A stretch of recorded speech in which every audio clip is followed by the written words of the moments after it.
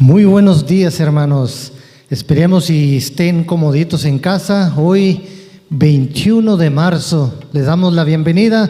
Y para el inicio de este programa, hoy los estamos invitando. Yo los invito a abrir la Biblia para que podamos leer Salmos 23, 1 y 2. Dice: Jehová es mi pastor y nada me faltará. En lugares delicados pastos me hará descansar, junto a aguas de reposo me postrará. Qué hermoso versículo. Con eso, hermanos, estamos dando inicio. Vamos a tener unos cantos para todos ustedes. Oremos, hermanos.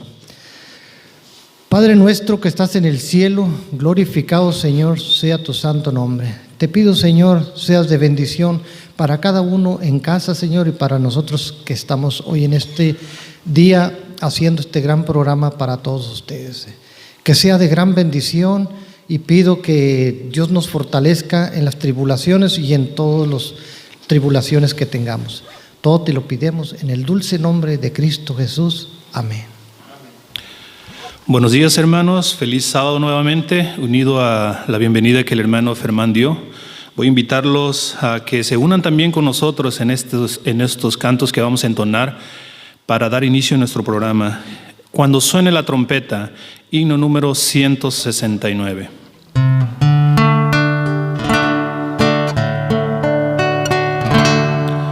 Cuando suene la trompeta en el día del Señor, su esplendor y eterna claridad veré. Cuando lleguen los salvados ante el magno Redentor y se pase lista, yo responderé. Cuando allá se pase lista, cuando allá se pase lista, cuando allá se pase lista, y mi nombre llamen, yo responderé. Resucitarán gloriosos los que duermen en Jesús, las delicias celestiales a gozar, y triunfantes entrarán en las mansiones de la luz. Para mí también habrá un dulce hogar. Cuando allá se pase lista, cuando allá se pase lista, cuando allá se pase lista, y mi nombre llamen, yo responderé. Trabajemos pues por Cristo, pregonando su amor, mientras dure nuestra vida terrenal, y al fin de la jornada con los santos del Señor entraremos en la patria celestial. Cuando allá se pase lista, cuando allá se pase lista, cuando allá se pase lista, y mi nombre llamen, yo responderé. Amén. Nuestro siguiente canto es el himno número 172, Promesa Dulce. Vamos a cantarlo.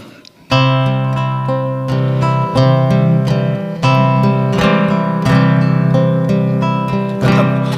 Promesa dulce, yo vendré, y a los que sufren salvaré. Responde mi alma, presto ven, ansioso esperaré. Ven, Señor, mi Redentor. Ven, Señor, mi Redentor. Responde mi alma, presto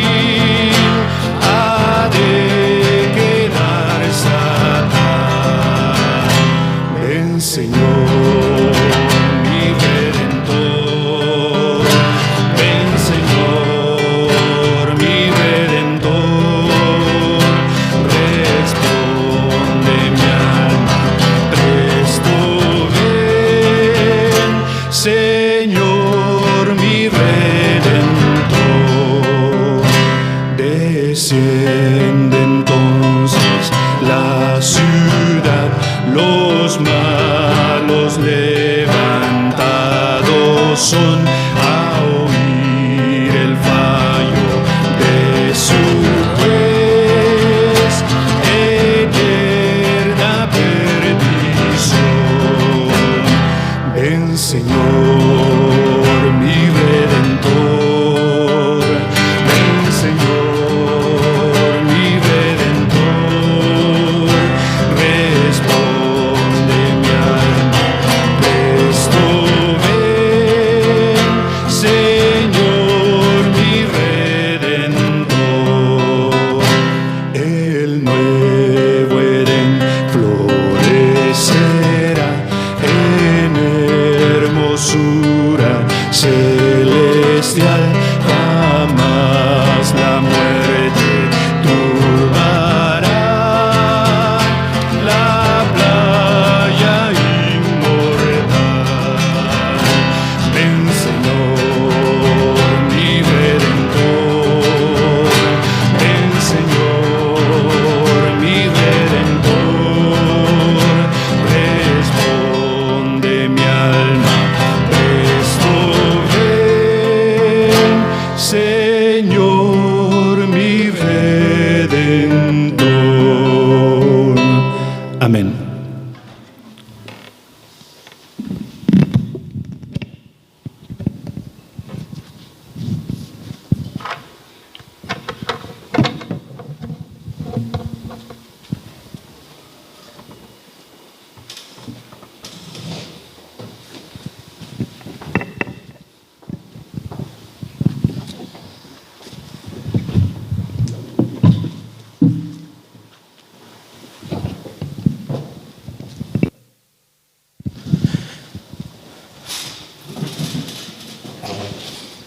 Feliz sábado, queridos hermanos. Tengan una cordial bienvenida, aunque sea por este medio. Esperamos que estén gozosos en sus casas junto a su familia y estén teniendo un sábado muy agradable. Vamos a empezar con nuestro repaso de la lección y lo vamos a hacer de esta manera. Y vamos a empezar con una pregunta muy interesante que les quiero hacer y espero que la podamos meditar, y si alguien nos puede contestar de nosotros que estamos aquí, lo puede hacer.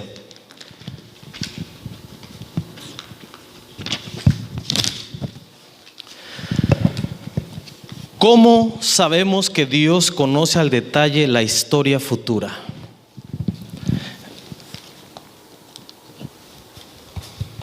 Sabemos que Dios conoce la historia y conoce todo lo que ha ocurrido porque Él lo ha dicho en su palabra. La Biblia dice que no hay nada que Dios haga que no lo revele a sus profetas. Y cuando lo que Él revela a sus profetas llega a cumplirse,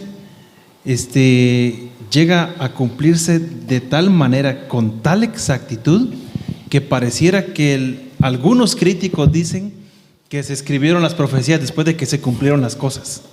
Sin embargo, Dios ya había profetizado, había dicho acerca de estas cosas. Así que si en el libro de Daniel, que específicamente estamos estudiando este trimestre, hermanos, vemos que el capítulo 2 de Daniel, capítulo 7 y todos los demás capítulos que hemos estado estudiando durante este trimestre muestran una sucesión de los diferentes gobiernos o imperios en el mundo, y que se ha cumplido así porque la historia lo puede corroborar.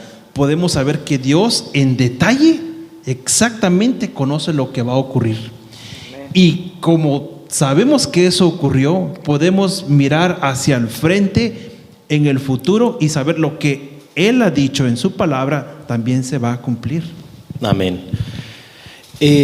Estamos en la lección número 12 del norte y el sur a la tierra hermosa. Estamos estudiando Daniel 11, como lo dijo el pastor, y estamos tocando acerca de profecías, ¿no?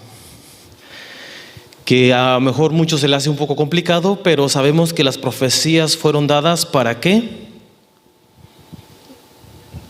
Para que nosotros nosotros podamos saber lo que viene. Lo que viene Y tener confianza en que Dios está en el control de lo que va a ocurrir.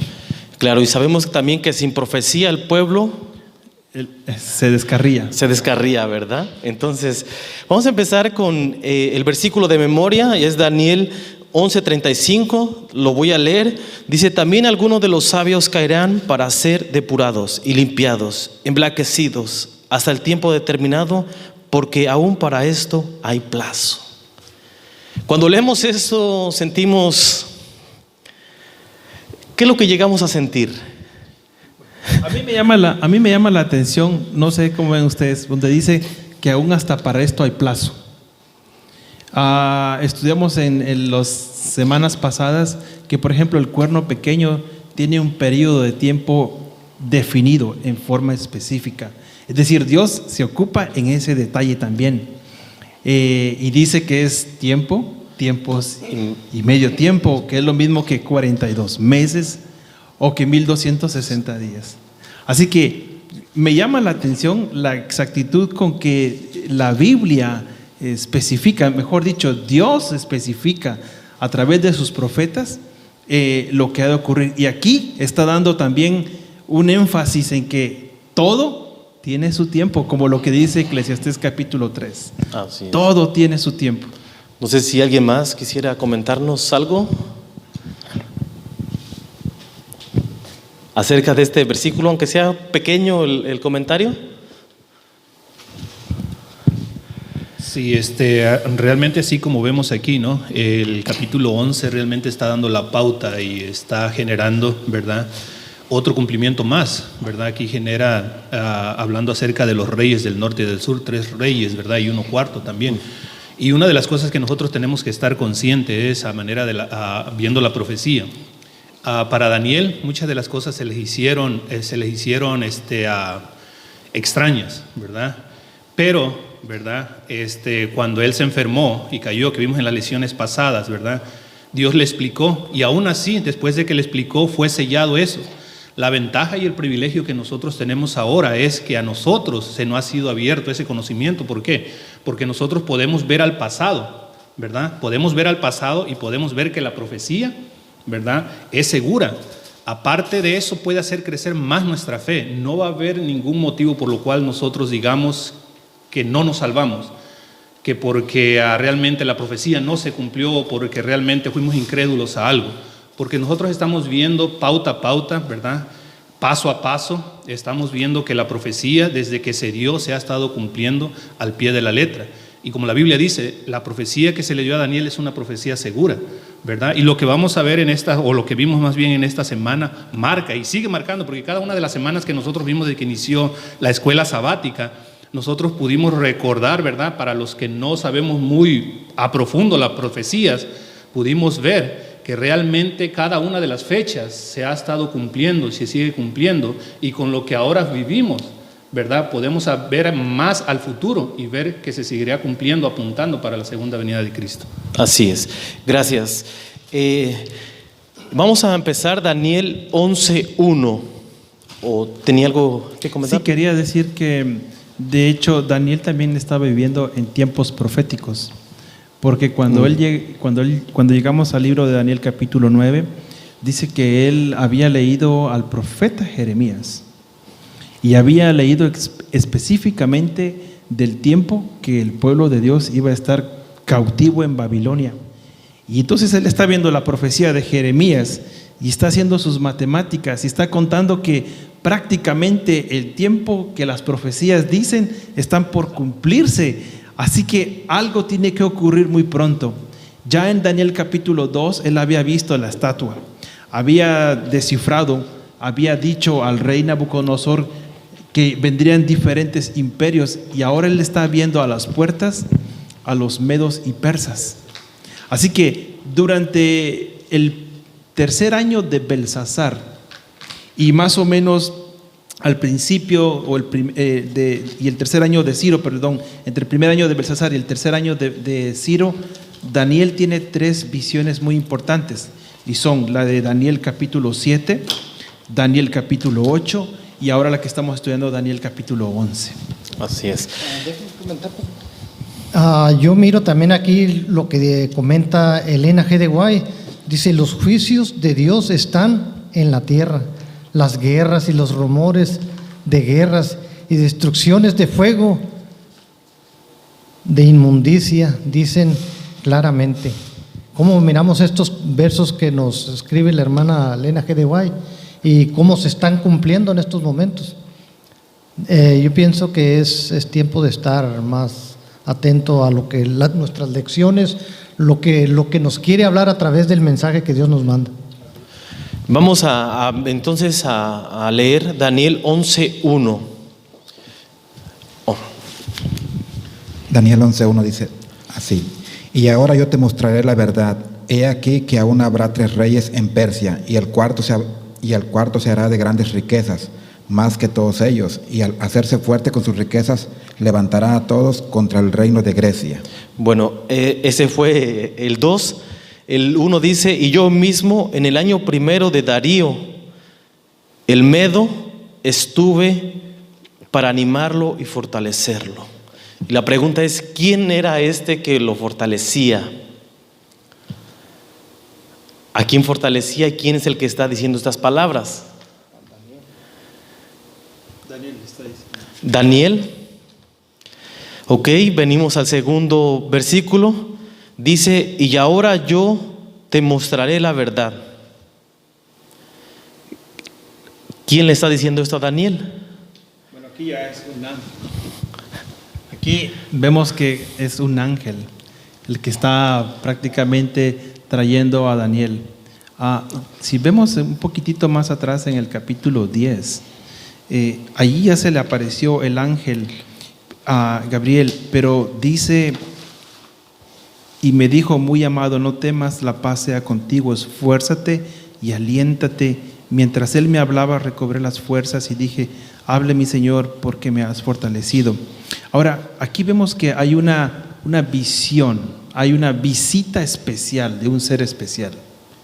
Y aquí Daniel necesita nuevamente que alguien lo esté guiando. En otras ocasiones él había interpretado el sueño para alguien más, pero ahora él necesita saber lo que está ocurriendo.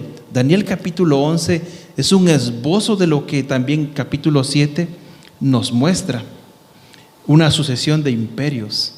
Solamente que en el capítulo 11 de Daniel hay detalles, hay más cosas específicas que se revelan ahí. Exactamente.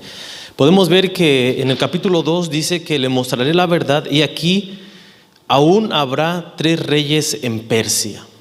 Era el tiempo que estaba viviendo Daniel, ¿verdad? Así que ahí podemos ver nosotros 3 reyes. Ok. Tenemos, por ejemplo, a Cambises, tenemos a Darío, tenemos a Esmerdis. Después de los medos y los persas, según Daniel capítulo 2 o Daniel capítulo 7, encontramos que el siguiente imperio después de los medos y los persas, ¿cuál sería? Grecia. Así que tenemos que buscar el cumplimiento allí de la profecía que se ya ha dicho anteriormente, solamente que con más detalles. Aquí habla de 3 reyes. Habla, por ejemplo, de Cambises, Darío, Esmerdis, pero también habla de Jerjes. Jerjes fue prácticamente el último de los gobernadores, vamos a decir, de los persas, porque luego vendría el imperio de los griegos. Los persas se fueron metiendo al territorio de los griegos poco a poco.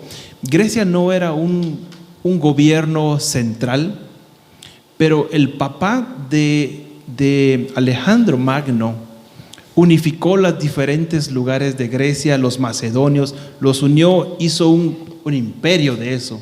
Ahora los unió y entonces se defendieron contra los persas. Pero vamos a ver más adelante, porque encontramos que este otro rey que viene con fuerza. Daniel capítulo 7 lo habla también. Así es.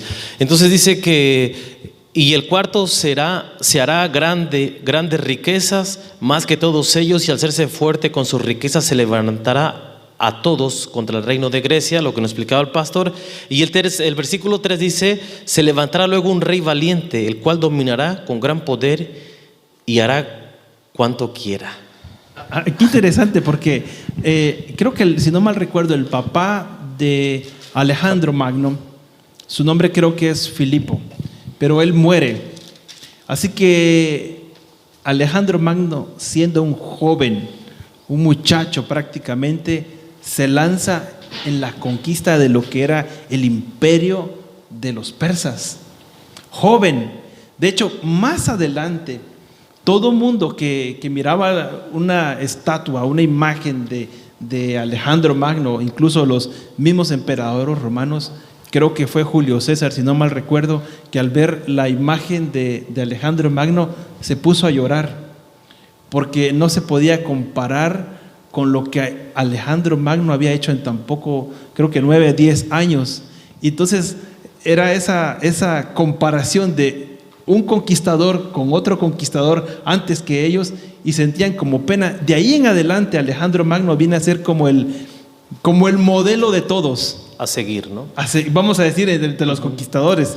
Todos quisieran ser como Alejandro Magno porque conquista, es fuerte. ¿Se acuerdan ustedes que en la profecía, en Daniel 7, Grecia está simbolizado por un leopardo que tiene 4 cabezas y 4 alas? Uh-huh. Es decir, 4 alas porque vuela más rápido, trabaja más rápido, pero tiene 4 cabezas porque vamos a ver más adelante lo que ocurrió con este imperio, ¿correcto? Y es muy interesante lo que menciona usted, pastor, porque yo pienso que aún en la historia, ¿verdad? Porque aquí leyendo las notas de la hermana Huay, dice que cuando nosotros regresamos y vemos a la historia, pareciera ser que el mundo se rige por los caprichos, por el interés, ¿verdad? Y por el orgullo humano.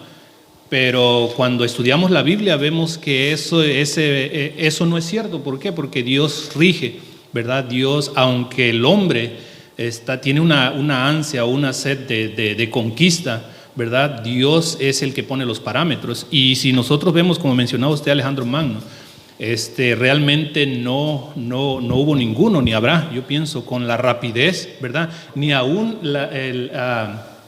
el oso, los medos y los persas, ¿verdad? Que iban a devorar y devorar carne.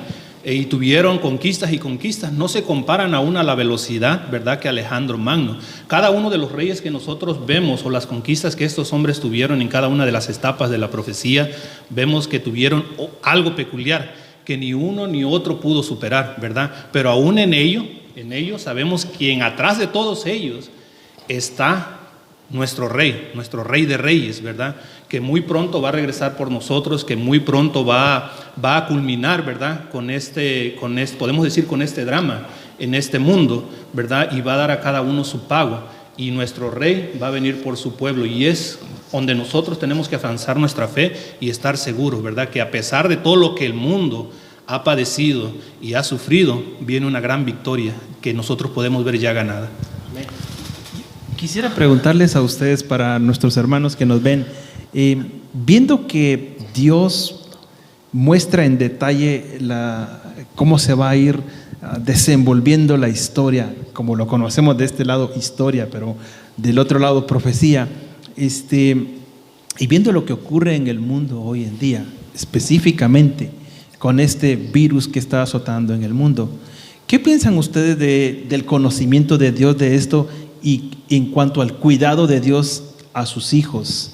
Porque hubieron hijos de Dios aquí en Babilonia y Dios los protegió.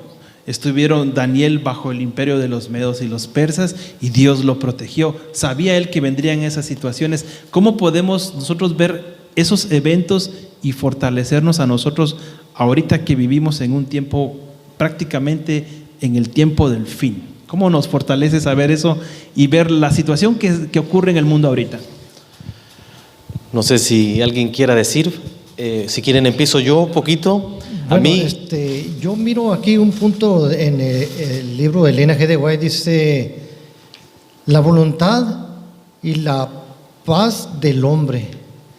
Dice: se ha cumplido todo lo que Dios ha especificado en la historia profética y se ha cumplido todo.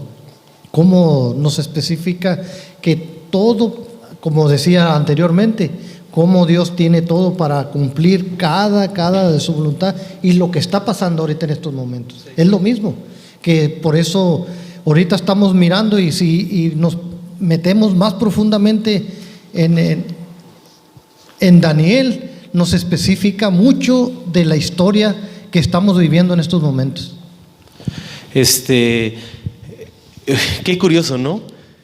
A veces pensamos que los estudios de la escuela sabática ya están previstos por varios años y en este momento nos toca Daniel y en este momento nos toca este virus, esta situación que estamos viviendo, estar en la casa, no poder ir al trabajo. Entonces podemos ver que mucho influye la alimentación. Empezamos con Daniel 1 y su alimentación y su decisión que tuvo Daniel. Y eso no comenzó ahí, comenzó en su casa. Entonces podemos ver detalle a detalle tras Daniel y sus amigos lo que enfrentaron y cómo lo que confiaron en Dios y cómo ellos progresaron. Exactamente. Sí, y tocante a lo que dice a la pregunta del pastor, realmente nosotros podemos ver a través de la historia, ¿verdad?, grandes eventos que se suscitaron y cómo Dios no abandonó a su pueblo. Pero hay algo muy interesante en esto, ¿verdad? En especial ahora los temores, la mucha información que hay, realmente nos han saturado de información y a nosotros vienen temores, ¿verdad? Pero como hijos de Dios nosotros sabemos a quién recurrir, a quién ir. Muchas veces el pueblo, ¿verdad?, cuando se encontraba en eventos, ¿verdad?, en etapas de aflicción, el pueblo se recapacitaba, ¿verdad? Cuando el pueblo no estaba de acuerdo a los mandatos de Dios, recapacitaba, y cuando estaba en los mandatos de Dios se unía aún más para enfrentar la situación, pedirle al Señor, rogarle al Señor. Yo creo que en este tiempo para nosotros también es algo muy importante, porque un evento muy importante, podemos decir, porque nos da el momento, nos da el privilegio, nos da la oportunidad de que nosotros podamos acercarnos al Señor y poder escudriñar nuestra vida, poderle pedir perdón, ¿verdad?, y hacer que nuestra fe crezca. Podemos decir, tal vez el evento crezca aún más, sabemos nosotros lo que se va a venir, pero cuando nosotros vamos a la Biblia, ¿verdad?, y queremos encontrar paz, ejemplo, el Salmo 91 dice: el que habita al abrigo del Altísimo morará bajo la sombra del Omnipotente. Pero ¿qué está diciendo el versículo al principio? El que habita al abrigo del Altísimo. Quiere decir, ¿verdad?, que yo tengo que ser fiel a Dios, tengo que habitar al abrigo del Altísimo. Me conlleva ¿a qué? Hacerle fiel a sus mandamientos, hacerle fiel tanto en la alimentación, hacerle fiel tanto como cristiano, ¿verdad?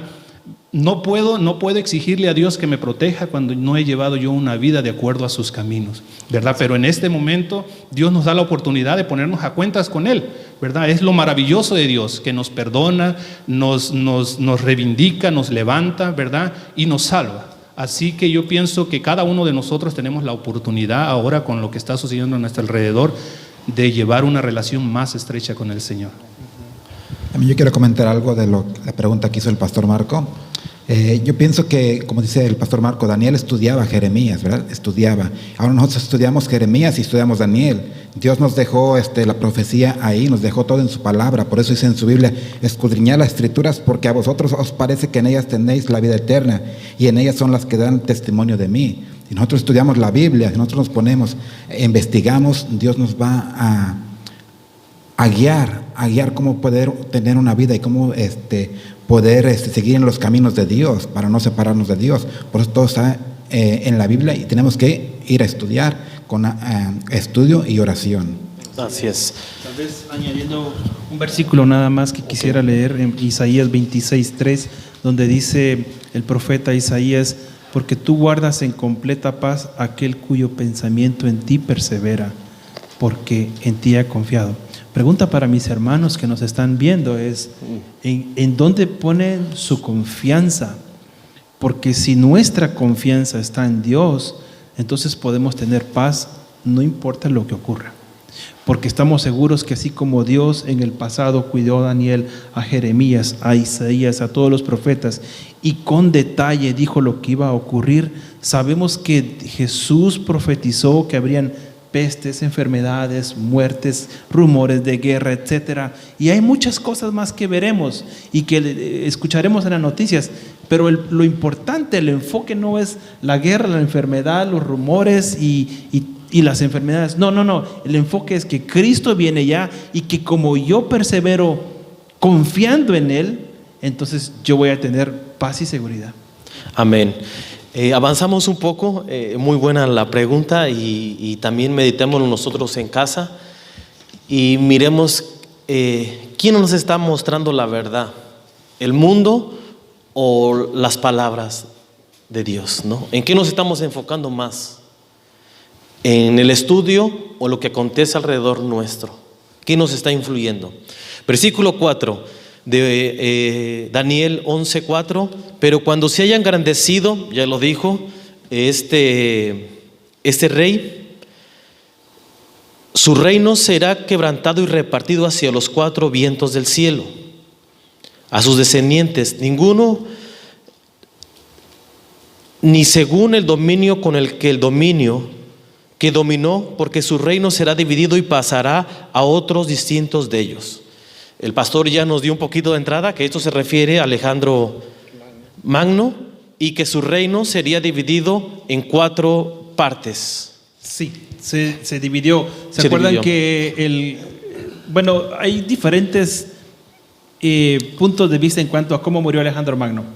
Algunos dicen que fue envenenado, otros dicen que se tomó la copa de Hércules, que creo que tenía casi la cantidad de casi de 1 galón más o menos de alcohol, de licor, y entonces se emborracha, le da una fiebre y Alejandro Magno muere. Y mientras está muriendo ahí, todos quieren saber: Alejandro, dinos quién es el sucesor para el imperio. Pero él solamente, dicen algunos historiadores, que dijo el mejor. Pues todos los generales de él se creían el mejor, porque en realidad todos eran muy valientes, todos eran fuertes. Y entonces él tenía un hijo, pero parece ser que el hijo es asesinado.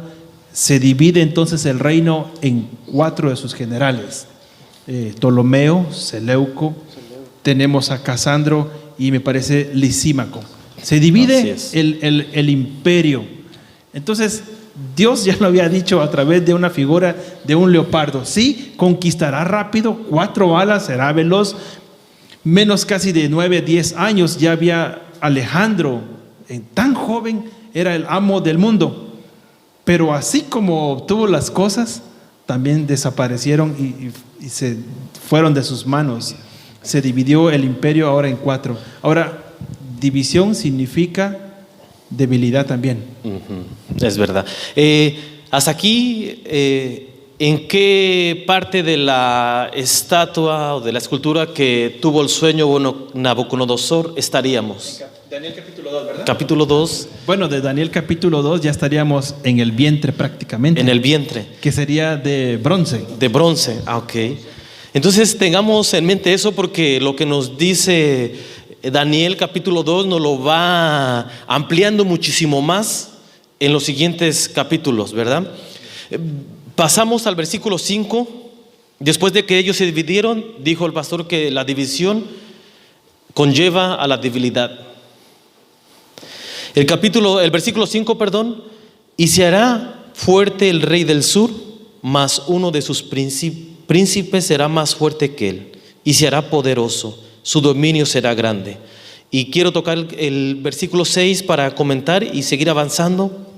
Al cabo de algunos años harán alianza, y la hija del rey del sur vendrá al rey del norte para hacer paz, pero ella no podrá retener la fuerza de su brazo, ni permanecerá ni de su brazo, porque será entregada a ella y los que habían traído a sí mismo su hijo y los que estaban de parte de ella en aquel tiempo. Podemos ver un conflicto grande entre el rey del sur y el rey del norte, de los que salieron de esos 4, ¿verdad? Del imperio de Alejandro Magno. Y aquí querían hacer un pacto, ¿no? ¿Y cómo era ese pacto? ¿Cómo querían hacer paz entre esos reinos? ¿Alguien me podría decir cómo querían formar pactos? ¿Cómo querían tener paz entre ellos?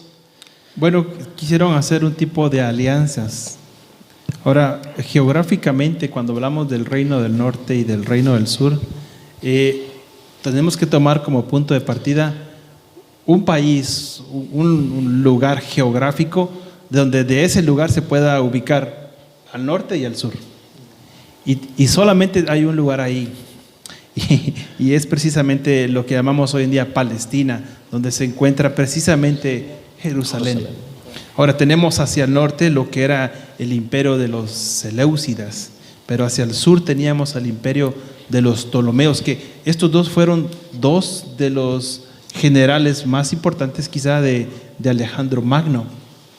Y en el centro de estos dos, del norte y del sur, se encuentra el pueblo de Dios, vamos a decirlo así. Ahí se encuentra Jerusalén. Así que hay que hacer una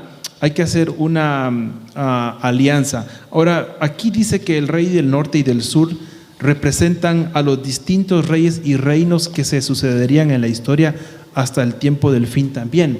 Por lo tanto, su identidad varía según se desarrollan los acontecimientos. Ahora, inicialmente el rey del sur identifica la dinastía de reyes Ptolomeos, que es lo que conocemos como Egipto. Ustedes han escuchado de la historia de Cleopatra. Sí. Bueno, hay varias Cleopatras, pero la Cleopatra que sedujo a Marco Antonio, esta era descendiente de esos griegos que llegaron a ser prácticamente faraones de Egipto, y ahí estaba instaurada el gobierno de los Ptolomeos. Era una influencia directa de los griegos acentuada en lo que era el gobierno de los egipcios. Así que ahí viene esta situación. Ahora, y el rey del norte a la dinastía de reyes Seleucidas, que es lo que diríamos hoy en día Siria, hacia el norte. En medio del territorio de estos dos reyes está entonces Palestina, que es prácticamente la sede del pueblo de Dios. Entonces, la lucha que tenía el rey del norte y del rey del sur influía mucho en el pueblo de Dios. Y como se dice que esto conlleva hasta el final de los días, miramos que hay dos poderes, el rey del norte y el rey del sur, que están luchando por la supremacía o el poder, y con ello está en medio el pueblo de Dios, ¿no? Que el pueblo de Dios somos, creo que nosotros, somos nosotros, ¿verdad? Así que, pero trataron de hacer pactos, ¿no?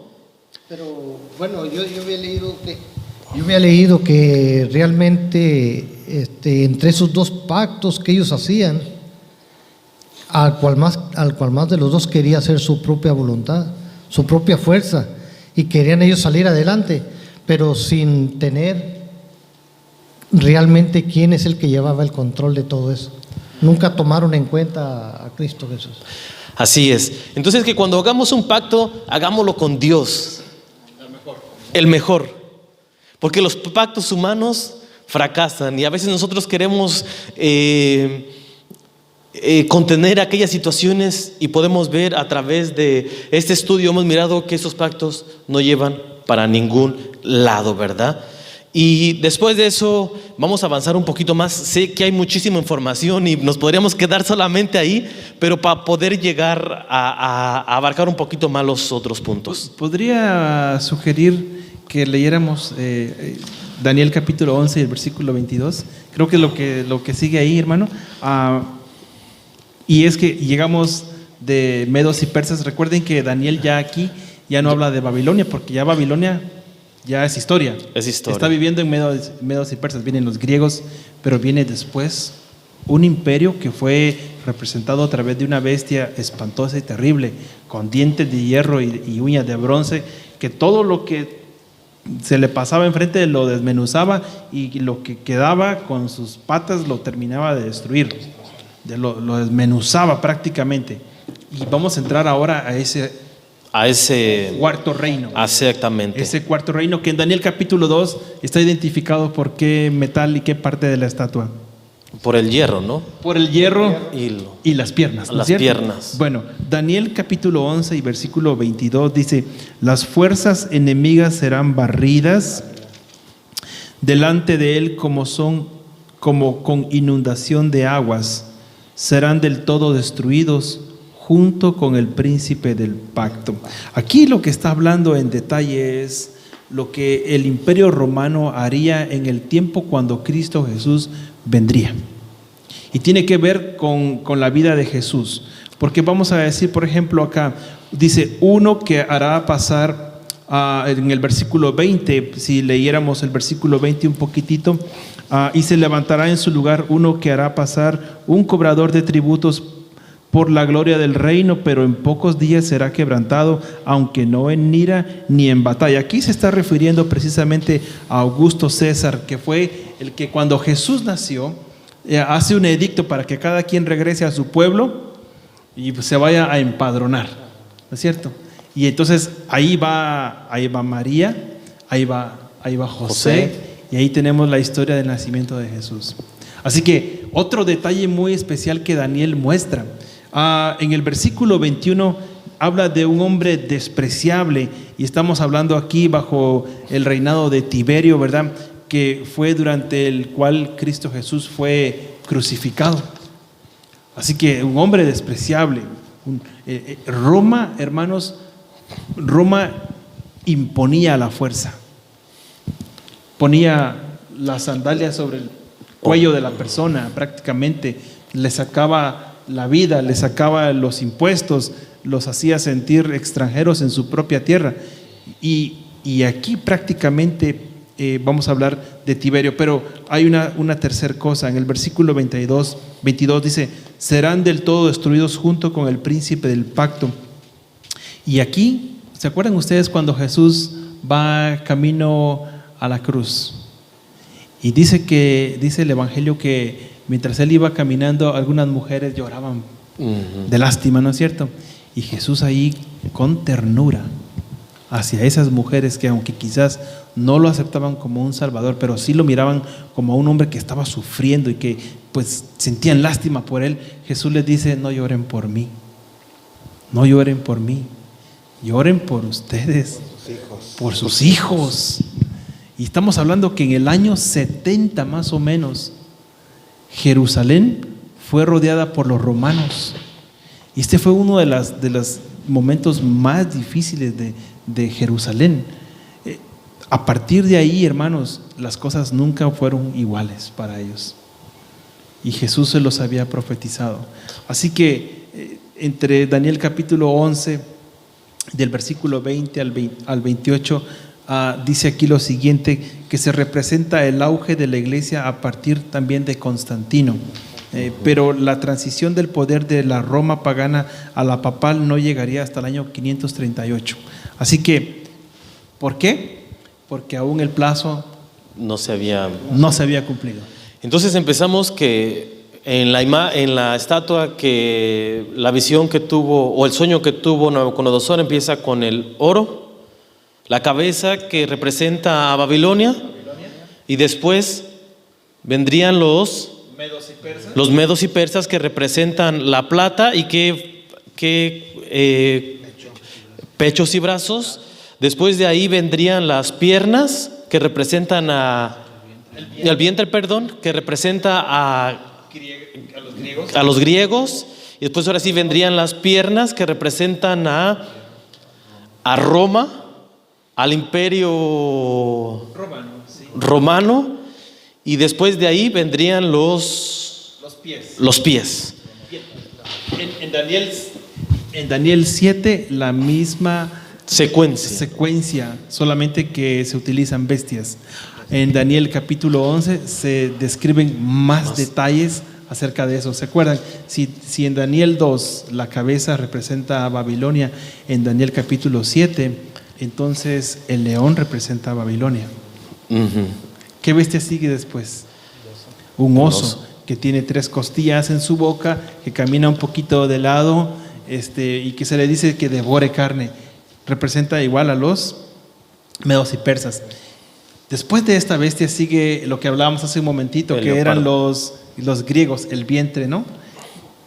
Una bestia híbrida con 4 alas y 4 cabezas, un tigre rápido, veloz. Pero después de esto viene una bestia espantosa y terrible. Y aquí es donde ya nos metemos en algo interesante, porque en Daniel capítulo 7 se nos habla del cuerno pequeño.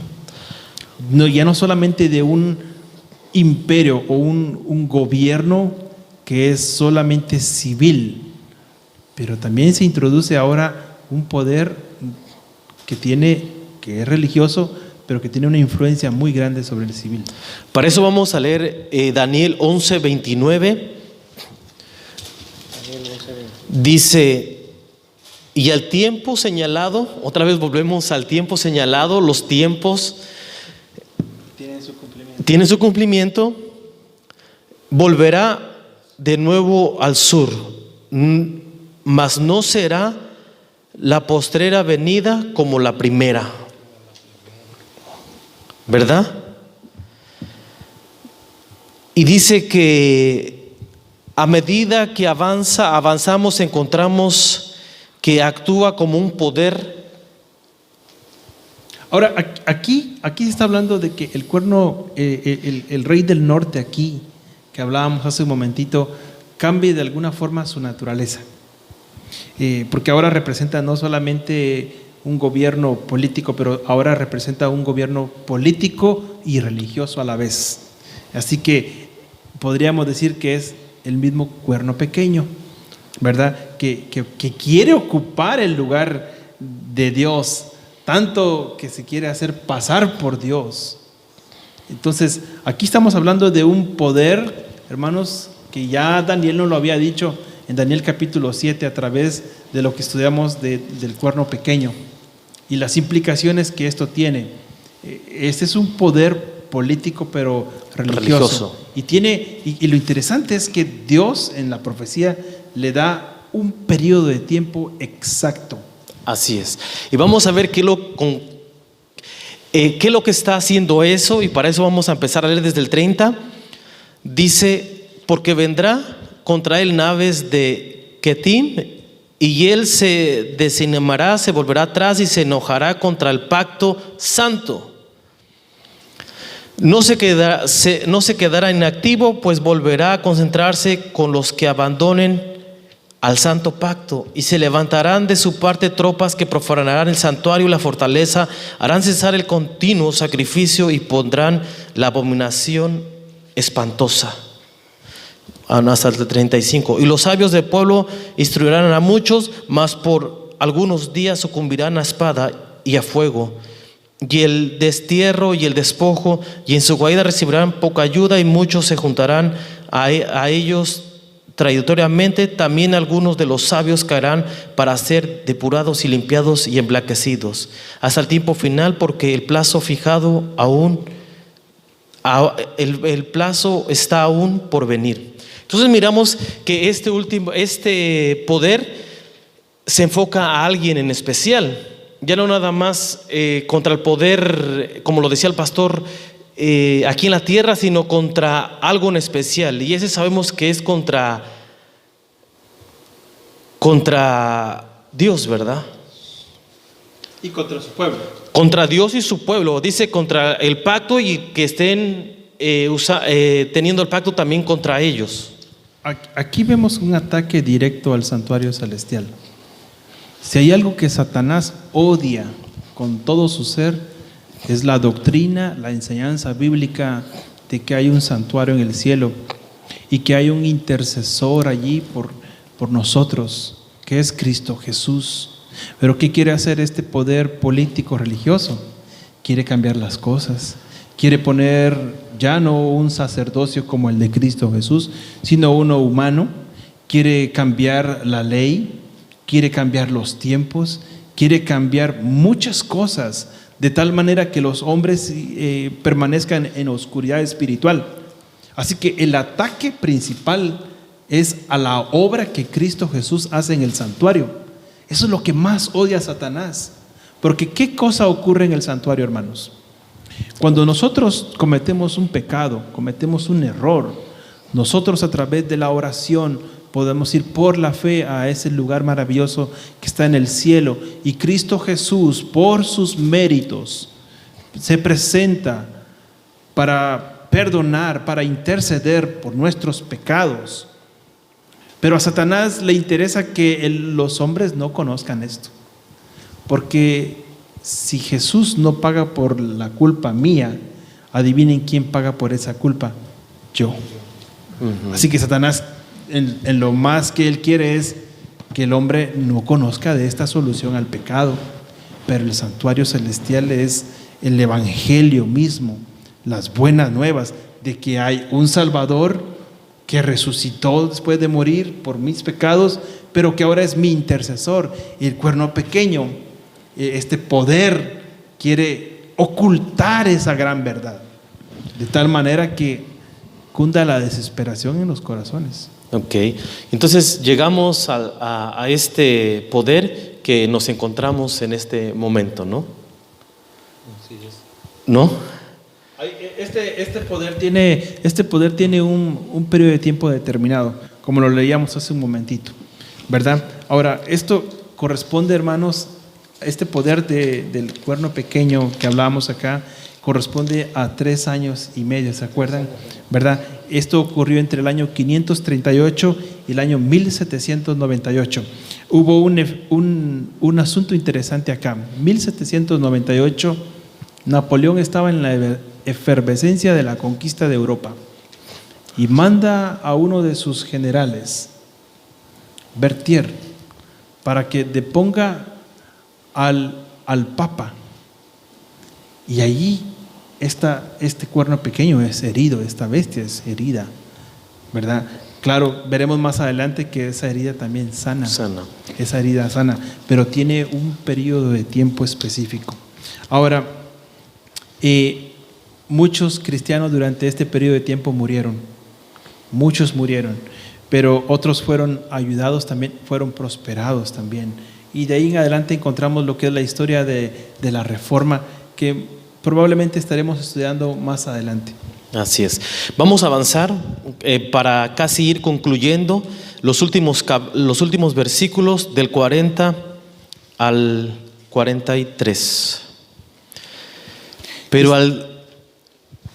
bueno, por favor, pastor. Sí, quisiera nada más leer aquí lo que dice el Ministerio de Curación en la página 382. Dice: en los días aciagos, cuando todo parece conjurarse contra nosotros, tengamos fe en Dios, quien lleva adelante sus designios y hace bien todas las cosas en favor de su pueblo.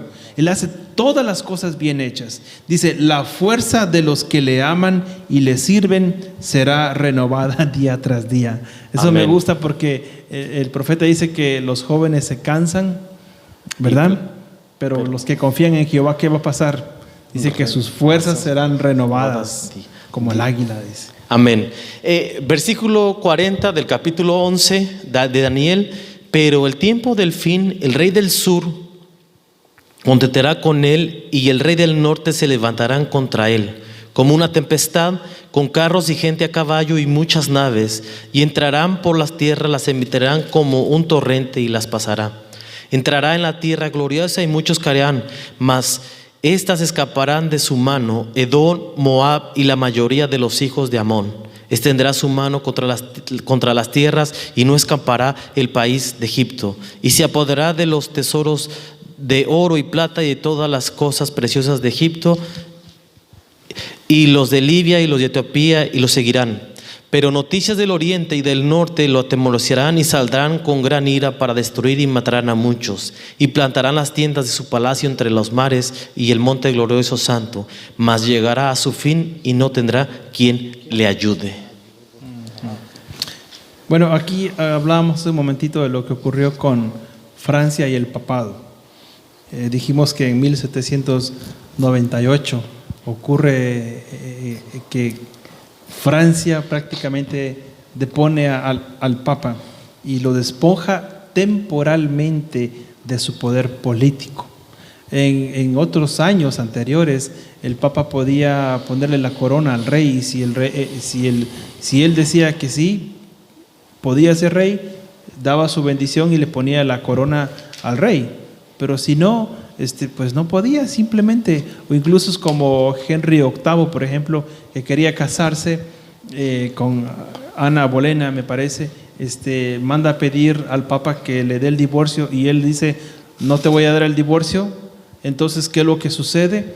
Que dice él, bueno, entonces si tú no me das el divorcio, pues yo me voy a divorciar, me convierto en la cabeza de la iglesia en Inglaterra, lo que llamamos la iglesia anglicana, y entonces se queda bien regio el hombre ahí y se vuelve a casar. Pero en ese tiempo los papas tenían un poder, una autoridad sobre el poder político, sobre lo civil. Estamos llegando a ese tiempo, ¿verdad? También. Podemos ver, para ir terminando, el rey del norte nos lo describe en nuestra lección también de esta manera, que este nombre en primer lugar designa geográficamente a la dinastía seleucida. Seleucida, hacia el norte, pero también se refiere a la Roma pagana y finalmente a la Roma papal. Y de hecho ese poder, ese rey del norte vuelve a atacar, según Daniel, a la tierra gloriosa. ¿Quién está en la tierra gloriosa? Jerusalén. ¿Quién vive en Jerusalén? ¿Quién está en ese lugar? El pueblo de Dios. Así que va a haber un ataque nuevamente. Claro que sí va a haber un ataque. Y también nos da este dato interesante, que el rey del sur, en el primer lugar era la dinastía Pemelosía de Egipto, ¿no?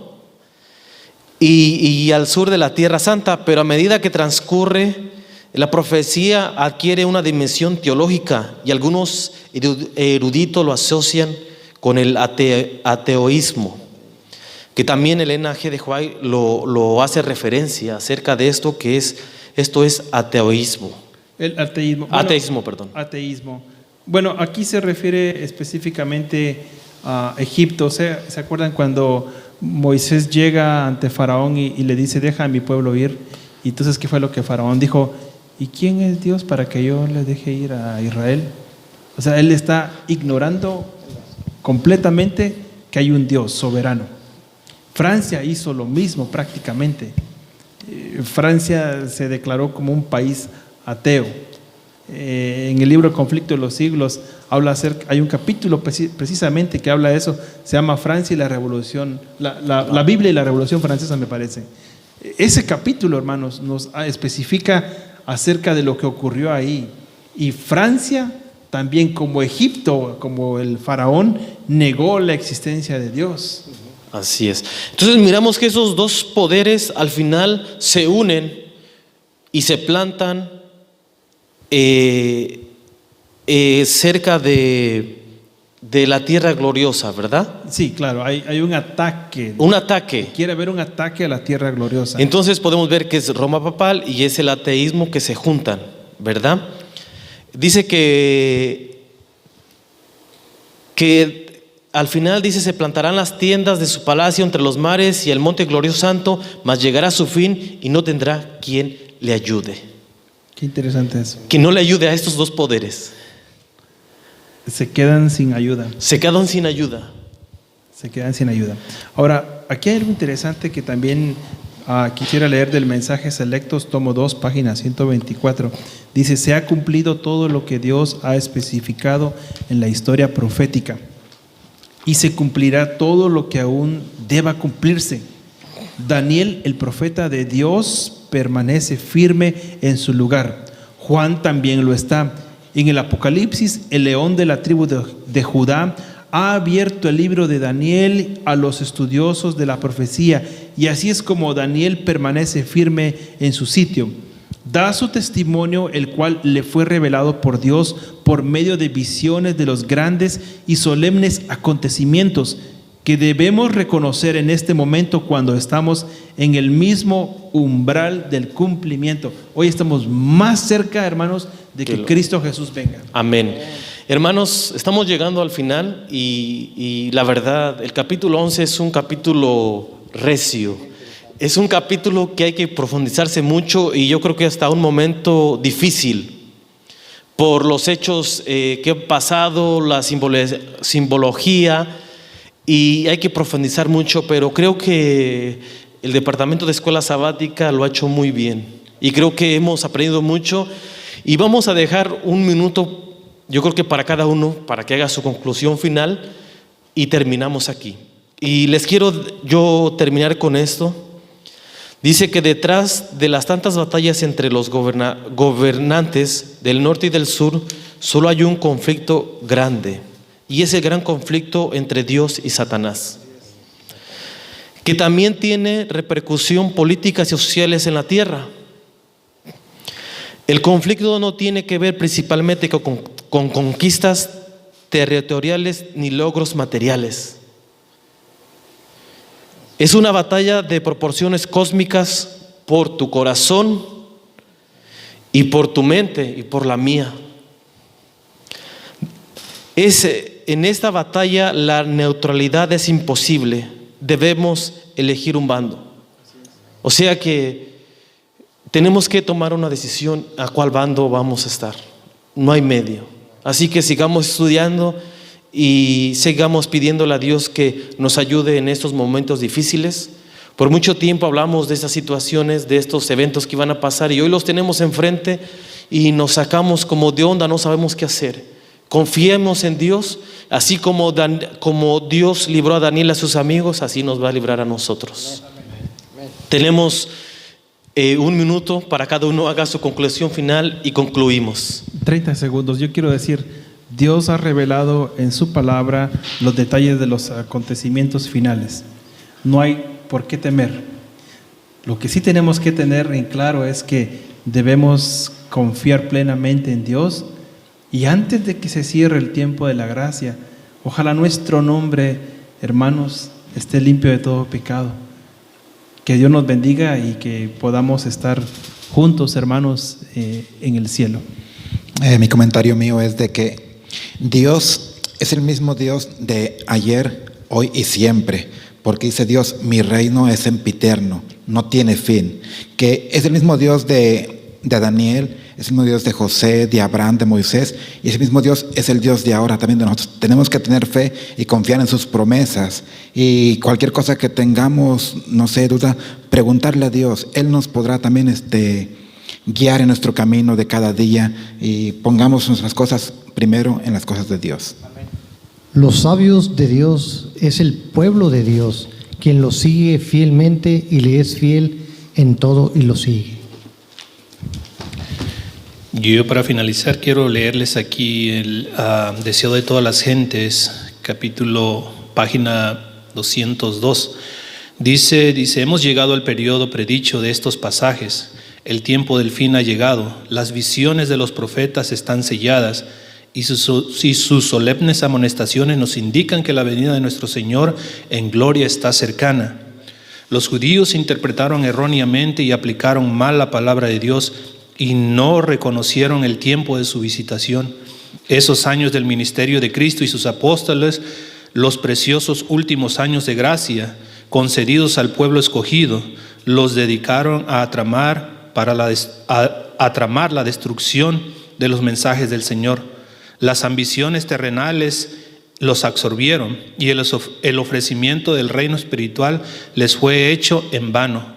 Así también nosotros, dice aquí, estamos en un reino final, o más que nada, ¿verdad?, al fin de la profecía de este mundo. Dice, los pensamientos de los hombres están en culminación, dice, y no toman nota de las profecías que se cumplen rápidamente y de los indicios de que el reino de Dios está por llegar. Que el Señor los bendiga. Amén. Queremos invitarles ahí en casa, hermanos, a inclinar su rostro con nosotros para orar. Querido Padre Celestial, te damos gracias nuevamente, Señor, porque en tu palabra podemos encontrar seguridad, porque tú has profetizado, has dado un mensaje a tu pueblo para que esté seguro y firme en el tiempo del fin. Quédate con nosotros en el resto del día y con nuestros hermanos en casa. En el nombre de Jesús. Amén. Amén. Amén. Que Dios les bendiga.